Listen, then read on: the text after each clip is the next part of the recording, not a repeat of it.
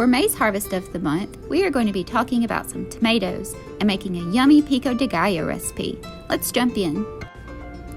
Did you know that tomatoes are botanically classified as a fruit but sold commercially as a vegetable?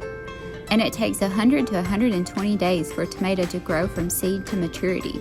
Once tomatoes reach the mature green stage, they are harvested by hand. Fresh tomatoes are the third most popular vegetable consumed by Americans. On average, Americans eat about 30 pounds of tomatoes per person per year.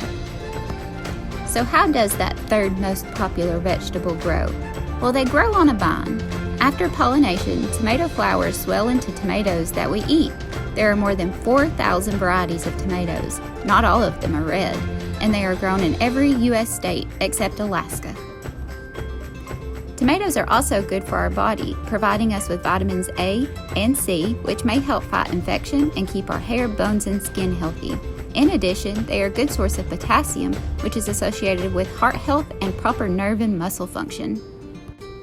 In addition to vitamins and minerals, here's something I bet you didn't know your body needed: lycopene. Tomatoes get their reddish hue from lycopene, which is a phytonutrient that plays a role in chronic disease prevention. The best way to increase the absorption of lycopene from tomatoes is to cook them.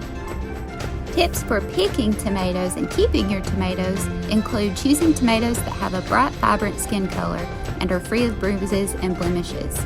A good tomato should be firm to the touch. Soft or dark spots can indicate bruising or rotting. Always store tomatoes at room temperature. They stop ripening and can lose their flavor when stored in the refrigerator. We also want to wash our tomatoes just before eating them with water. And we want to store cut tomatoes in a non-metal container in the fridge because the acidity of tomatoes can react with certain metals.